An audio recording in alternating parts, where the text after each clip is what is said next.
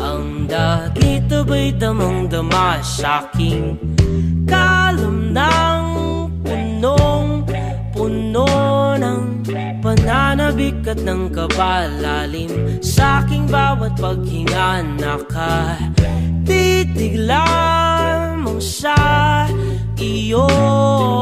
Naglakad ka ng dahan-dahan sa pasilyo tungo sa altar ng simbahan. Hahagkanan, di ka bibitawan, wala na akong mahihiling pa. Ikaw ang ikaw, ikaw, ikaw, ikaw ang ikaw.